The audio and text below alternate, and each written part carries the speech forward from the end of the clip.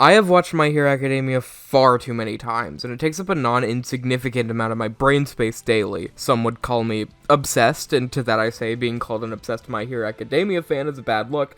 Please don't call me that. But also, you wouldn't be wrong. My Hero Academia gets a lot of flack. Some deserve, some to me being completely ridiculous. So in this series, I want to hopefully document everything I like or dislike about the series. Fun facts, character analysis, some manga comparisons, and anything else I want to say about it for every single episode. No holding back. Welcome to My Hero Academia Overanalyzed. Before we start, I'd like to quickly set some groundwork for this series. First of all, full spoilers ahead. I'll try and keep it light on the manga side for now, and I'll give ample warning if I do mention something from it, but anything from the anime is fair game. Also, in the series I'll be using the dub instead of the sub, not because I prefer it, though the dub is excellent, but because it's easier to watch this in the background if I'm not forcing you to look over and read subtitles. And quickly before this starts, I'd like to also mention that the series is directly inspired by Overanalyzing Avatar, which is simply incredible. Some of the most binge-worthy YouTube videos on the platform, so check it out if you've seen Avatar. And if you haven't seen Avatar, do that. Also, I did get permission beforehand to rip the concept, so don't worry about that. Now, let's get started with Season 1, Episode 1, Izuku Midoriya, Origin. This clock doesn't make sense. Yeah, this is how we're starting the series. I'm picking a fight with this damn clock. So clearly it's past 3 here, nearly 4, but the minute hand here is at exactly 15 minutes, which, with how close the hour hand is to 4, doesn't make any logical sense. To my knowledge, Japanese clocks work the same as American ones, and if that's true, then this clock is physically impossible. It's either broken or wrong. The entire point of me checking this clock was to see if it was after school, which normally gets out at 3 p.m., so it does kind of check out, but in checking to see this, I've uncovered a mistake in the first second of the show. Or I don't know how Japanese clocks work, which would not be a great note to start the series on. So it may seem a bit weird for Bakugo to be punching here, considering his quirk, but in the manga he does actually sock him, with an explosion coming out of his knuckle, it looks like. Which is a bit weird considering he can only secrete the nitroglycerin-like substance from his palms until he gets his quirk awakening in Season 7. But it's not unheard of for children to unknowingly repress their quirks until they're older, either due to physical strain, which would make sense in Bakugo's case, or because of trauma. Minor early My Hero Academia vigilante spoilers, but when Koichi discovers he can essentially walk on air, it's revealed that his mother actually conditioned him to repress that when he was young due to her being worried that he'd be hurt by it. And in the main series case, Shigaraki had a mental block after he killed his entire family using his quirk, repressing both his quirk and the memory along with it. So, it's not impossible Bakugo could have produced an explosion from a place other than his palm before his awakening, especially when he's a child.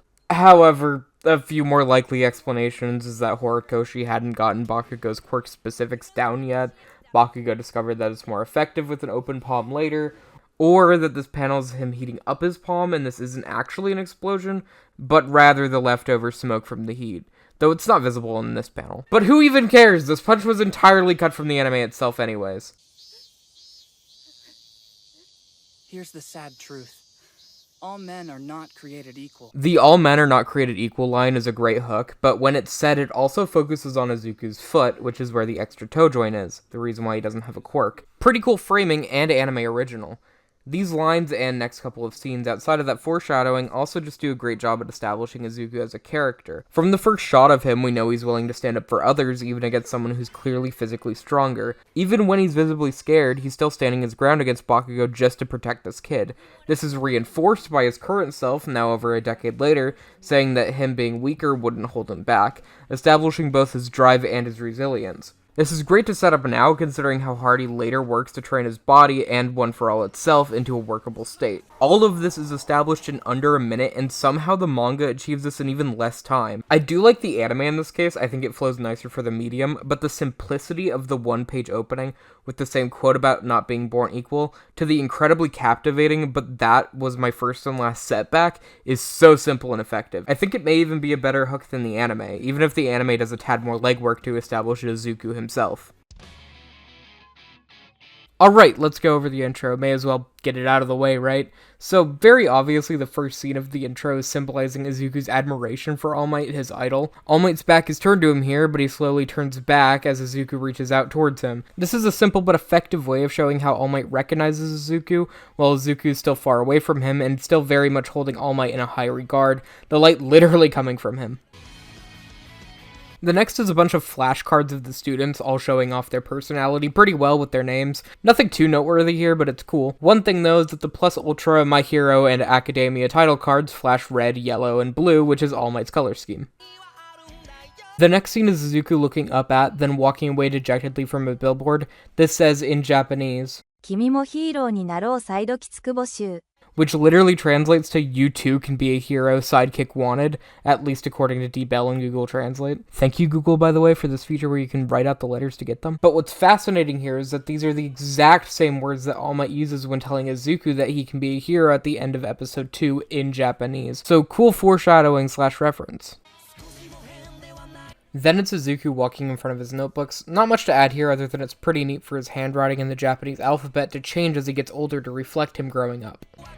Then we get more feet imagery. Sounds weird, but again, the toe joint, so it makes sense. Also, his shoes are a pretty integral part of his design in general, so it could just be that. Shout out to Red Shoe Theory!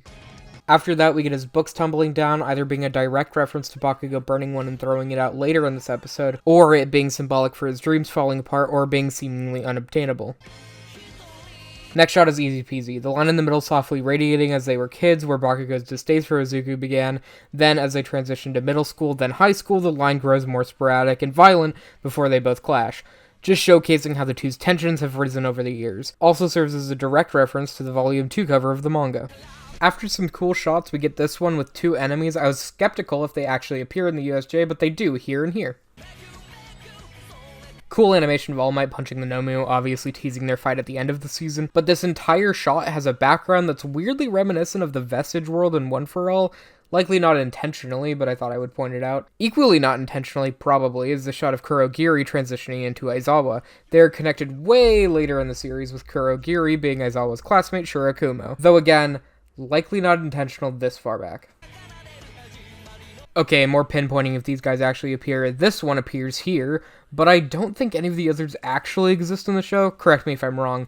There's some with similar features, but this one is the only one that really has an exact match to my knowledge. Also, this transition is cool.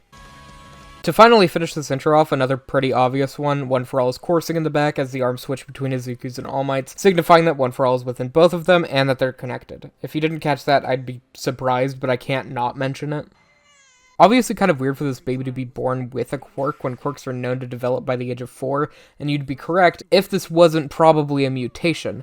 And sorry to have manga spoilers this early, but manga spoilers skip like 30 seconds. This is confirmed to not even be the first quirk person to be born, as at the very least All For One and Yoichi were born a year beforehand, and their mother had a quirk. Likely not one she was born with, seems like it was more of a disease, but regardless, what the glowing baby probably is the first baby with a quirk mutation to be born. This is further backed up by the statement of quirks popping up around the globe shortly after, likely the first children to start developing quirks. Manga only analysis. This page wasn't adapted, but it contains a bunch of references. We got Ultraman, Superman, Wolverine, whose silhouette always reminded me of Stars and Stripes here for some reason, and Spider-Man. In references I didn't immediately get, we also have Kamen Rider, Devilman, sick-ass name, and Moonlight Mask, who I always thought was Moon Knight, same head crest, but apparently I was wrong and there was another moon-based superhero this was referencing.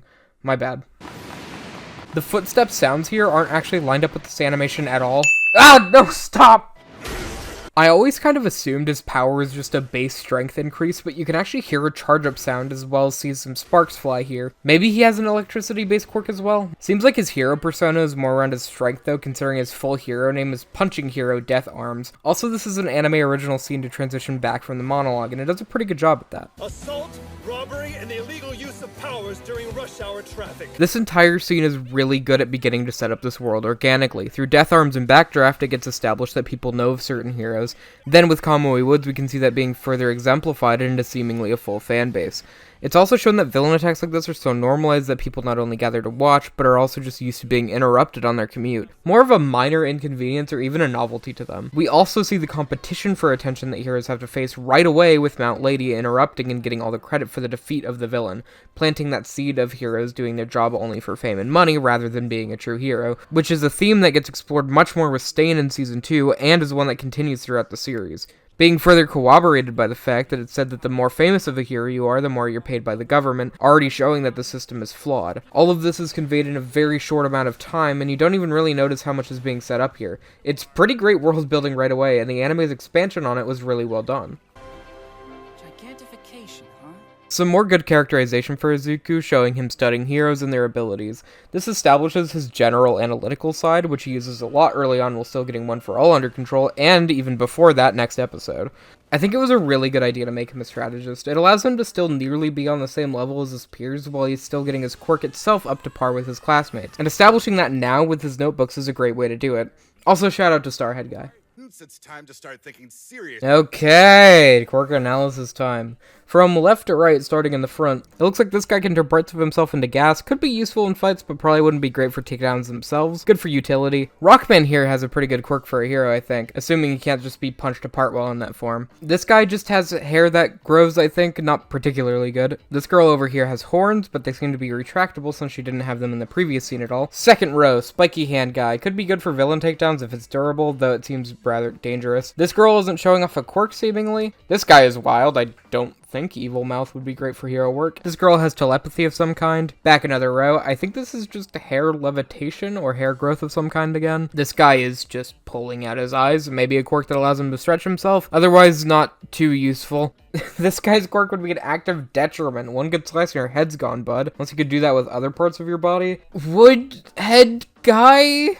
This girl seems to have a spiraling air quirk similar to Nejire or Inusa, so that could actually be very good. Back row, long finger man. Don't think that would be that good. We have some sort of throat expanding quirk. Could be good for music playing. Don't know about heroism. Got a fire quirk. That's good. This guy destroyed his fucking uniform. Seems like a body enhancer, so that could probably be good. This guy just has big ears. I don't know what that's about. This person back here seems to control some sort of energy with her hand. Not quite sure what that is, but it looks cool. This guy is the glowing baby reincarnated. This guy seems to have an extra pair of arms. The next Spider-Man. This guy has a wild hairdo, and this one just has a long nose. And finally, this guy is just excited to be here, I think. I'm the real deal, but these guys will be lucky to end up as sidekicks to some busted D-lister. I think Bakugo's role in this episode is honestly one of the weaker aspects of characterization and general plot in it. This introductory scene does a serviceable job at introducing him, but it kind of misses in some aspects as well. I do really like the emphasis with his test results being good. I feel like characters with the tropes Bakugo has tend to be characterized as stupid or dumb, and I think that Bakugo being smart is actually a huge part in why he becomes likable later on. Though his lines about specifically money never really come up again in regards to his character, and his anger and bullying is kind of turned up to 11 here, and it feels a bit too much. His actual introduction isn't the worst, but after he does literally assault Deku in front of his entire class and teacher and gets no repercussions. I think it could have been used a bit more subtly. I think it does a pretty decent job at establishing Bakugo's superiority and inferiority complex though, showing his superiority through him literally being above his other classmates and being absurdly confident in getting into the top hero school, right before showing his inferiority when he gets extremely defensive and angry about someone he deems as weak, aiming for the same goal. Again, I wish it was done in a more subtle manner, but it does do a good job at getting everything Bakugo is about on the table right away. Be able to hang with the best of the best. Fairly obvious, but these are all students that were in his class. Here are their counterparts. Also, right after, we get a shot focusing on Izuku's foot again, more foreshadowing for his toe joint. This framing was even more explicit in the manga, with it literally being highlighted here. Remember when we didn't have to worry about randos with quirks all the time? The dub here adds a really weird line that implies that quirks were a recent development, which is absolutely not the case. This is either just a mistake or a reference to All Might's presence dwindling as his power gets weaker. But considering it isn't really even close to the original line, I don't think this has any deeper meaning, just an odd change, especially since they're off-screen talking. It's not like they have to worry about lip syncing. I am here. All Might's introduction is, as you'd expect, fantastic. It's to the point and is already raising questions to the viewers. For starters, clearly he's a hero, as shown by the crowd's reaction to seeing him, as well as his declaration against the villains, but it also serves to raise questions about why he morphs into a different form here. Why was he so skinny before? Do people know about this? It provides a great hook for his character right away. Also, his "because I am here" is badass. Though, maybe he shouldn't do this on an open street in the entrance to a convenience store. You'd think video surveillance would have caught this happening by now. See, now this is a clock I can respect. It's at 3:30, the time most students get out of school. That's what I like to see. I don't know what you think you're doing, Deku, but we're not done. I don't like this scene very much. You know how I said earlier that Bakugo is too over the top? This is what kind of pushes that over the edge for me. I think having two almost back-to-back scenes of Bakugo bullying Izuku was not a good choice narratively, because it both makes it out to seem like this is a more common occurrence than it's later implied to be, and doesn't establish anything new. Not only that, but the anime made this scene have a comedic undertone, which was just a really bizarre choice. Also, Bakugo is just kind of characterized to be too mean here. Considering his later coolness in only a couple chapters, I don't really think him telling Izuku to And take a swan dive off the roof of the building would be something he would ever really say, even if he didn't think Izuku was going to go through with it. This is supported by literally Horikoshi himself. I think if you wanted to make this scene work, take out Bakugo's rage from the earlier scene, which was already my main problem with it, and just have him bully Izuku directly here after class. That way it has a bit more of a grounded tone, and it's not made out to look like the teachers would allow a kid to be bullied literally right in front of them. There's an example of a scene just like this in a few episodes, which I'll talk about more when we get there. I think doing that and dialing Bakugo back, then removing this weird comedic tone would make it work really well as a character establishment for Bakugo. But as is, it's definitely the weakest aspect of the episode. Idiot. You can't go around telling people to kill themselves. This, on the other hand, has really good characterization for Izuku, showing that in the face of adversity, he isn't all that bothered by it, maybe even being used to it at this point. He also, in the sub and the manga, shows some concern for the person that just bullied him, being worried that he could be charged if he went through with it. Which, is great at showing how little Izuku values himself here, because that is the last thing you should be thinking of. But it also does a good job at showing his care for others even if they don't care about him. It also shows a bit of Izuku's less optimistic side, giving him more depth. It's also just a good scene tonally. I like the fish food line as dry humor, and the general frustration is really believable.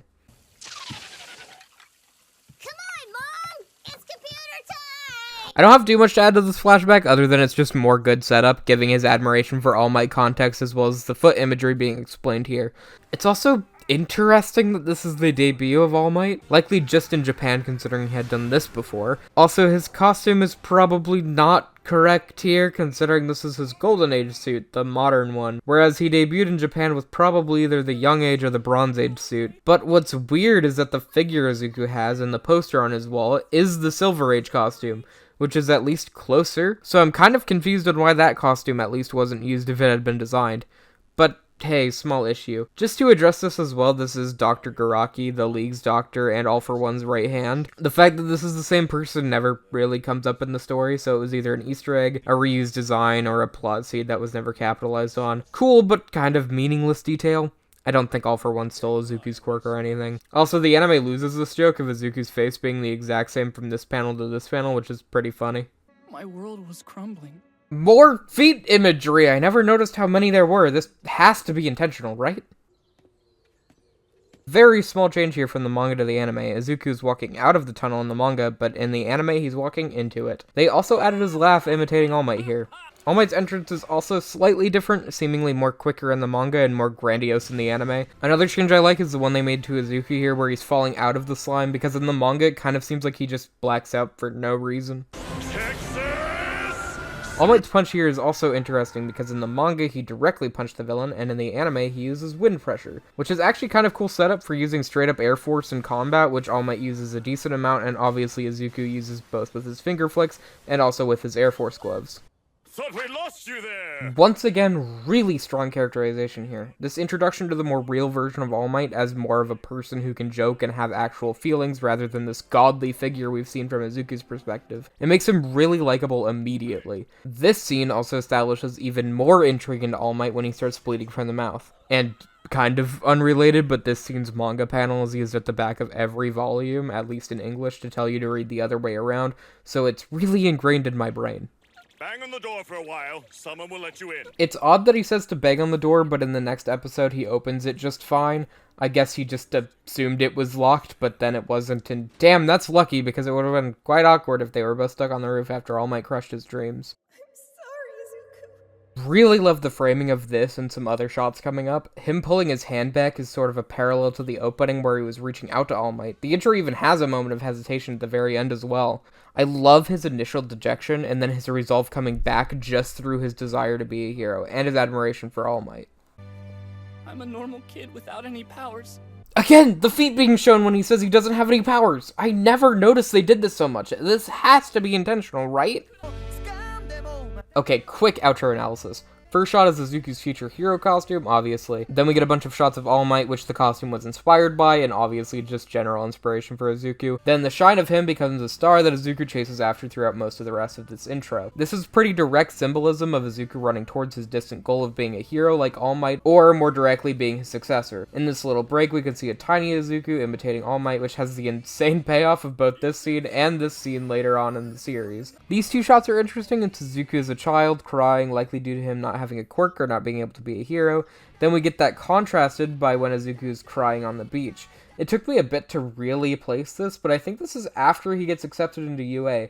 So those are likely tears of joy rather than sadness. Then the final shot is probably the beach that Izuku cleaned. And that's the first episode. Good lord, this video was supposed to be like 10 minutes. Really goes to show how good this episode is at establishing this world for the future as well as its characters that I had this much to talk about. It's insane how good of a first episode it is, as a hook for the viewer and for all the other reasons I mentioned. It's not perfect, like I've said, but it does such an excellent job of doing what it needed to do. My only major problem with the episode is just the Bakugo stuff, and that's saying a lot. I feel like this and the next episode is near perfect as an opening to this series and world, and you can't say that about a lot of shows. So, future episodes in the series should be probably not as long as this. The next episode maybe, but don't expect this to be the normal length, good lord. I have no idea when these are going to be released, but I'll try to do them. I'd love to do the whole series someday, but we'll see. It's, a lot. So I'll see you next time.